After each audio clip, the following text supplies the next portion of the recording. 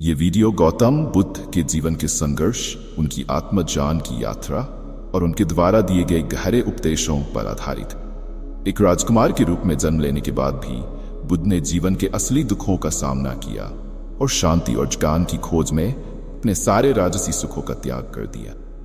अथ दीपो भव, अर्थात तुम स्वयं अपने दीपक बनों से प्रेरित होकर ये कहानी हमें सिखाती है कि हमारे जीवन का असली मार्गदर्शन हमारे भीतर ही है। सिद्धार्थ के जीवन में बदलाव तब आया जब उन्होंने बुरे व्यक्ति, बीमार व्यक्ति, मृतक और एक साधु को देखा। इन दृश्यों ने उन्हें गहरे चिंतन में डाल दिया और वे जीवन के वास्तविक उद्देश्य की तलाश में निकल पड़े। गौतम बुद्ध, जिन्हें सिद्धार्थ गौतम के नाम से भी जाना जाता है, का जीवन संघर्ष प्रेरणादायक है, जो हमें सिखाता है कि जीवन की कठिनाइयों के बावजूद हम कैसे सच्चाई और आत्मज्ञान प्राप्त कर सकते हैं। उनका जन्म लगभग 563 ईसा पूर्व कपिलवस्तु में एक शाही परिवार में हुआ था। उनके पिता राजा शुद्धोधन शाक्य वंश के थे और माता माया देवी थीं। सिद्धार्थ को एक राजकुमार की तरह पाला गया और उनके जीवन में सभी भौतिक सुख सुविधाएं मौजूद थीं।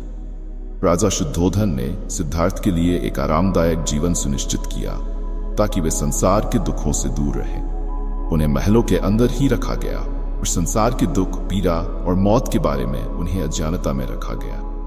उनकी शादी यशोधरा नाम की राजकुमारी से हुई और उन्हें एक पुत्र राहुल प्राप्त हुआ। लेकिन सिद्धार्थ के जीवन में एक बड़ा मोड़ तब आया जब वे पहली बार महल से बाहर निकले। उन्होंने 4 महत्वपूर्ण दृश्य देखे: एक बूढ़ा व्यक्ति, एक बीमार व्यक्ति, एक मृत व्यक्ति और एक साधु। इन दृश्यों ने उन्हें गहरे विचार में डाल दिया और उन्हें यह एहसास हुआ कि जीवन नश्वर है और दुख से भरा हुआ है।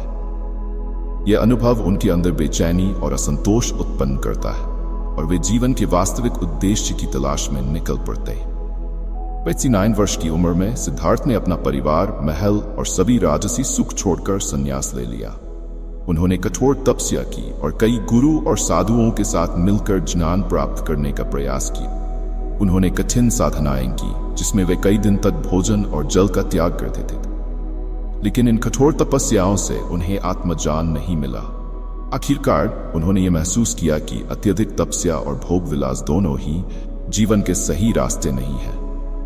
उन्होंने मध्यम मार्ग का अनुसरण करने का निर्णय लिया, जो कि न तो बहुत कठोर होता है और न ही बहुत सुखमय।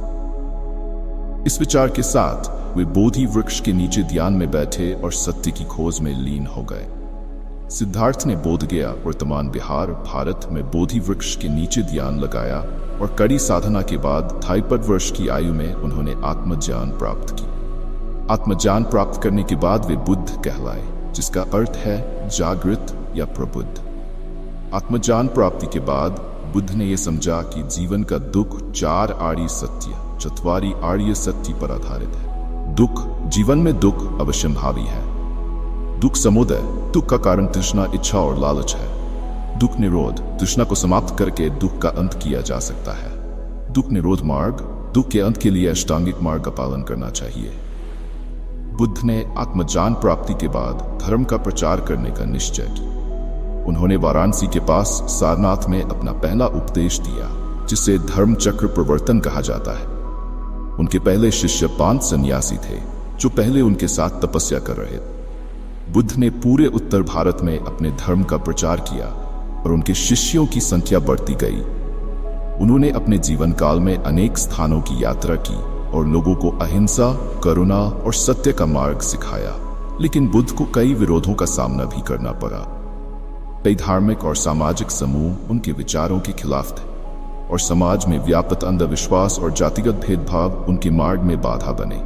बुद्ध ने कष्ट, पीड़ा और विरोध के बावजूद अपने सिद्धांतों पर अडिग रहे और धर्म का प्रचार जारी रखा। उन्होंने जीवन भर गरीब, पीड़ित और दीनहीन लोगों की मदद की और उन्हें दुखों से मुक्ति पाने का रास्ता दिखाया। 61 वर्ष की उम्र में बुद्ध कुशीनगढ़, वर्तमान उत्तर प्रदेश में महापरिनिर्वाण को प्राप्त हुए। उनका अंतिम उपदेश था कि संसार में सब कुछ नश्वर है और परिवर्तनशील है, इसलिए सत्य की खोज में लगे रहना ही सबसे महत्वपूर्ण है। बुद्ध का जीवन संघर्ष, त्याग और आत्मज्ञान की प्रेरणा हमें यह सिखाती है कि जीवन के दुखों से ऊपर उठकर हम सच्ची शांति और सुख प्राप्त कर सकते हैं। गौतम बुद्ध की शिक्षाएं आज भी करोड़ों लोगों को प्रेरित करती है और उनकी विरासत हमें आत्म साक्षात्कार, करुणा और सत्य के मार्ग पर चलने के लिए प्रेरित करती है। अगर आपको ये वीडियो पसंद आया हो और आप गौतम बुद्ध के जीवन से कुछ सीखने में सक्षम हुए हो, कृपया इसे लाइक कर अपने विचार हमारे साथ साझा करने के लिए कमेंट में लिखें। हमें ये जानकर खुशी होगी कि इस कहानी ने आपको कैसे प्रेरित किया।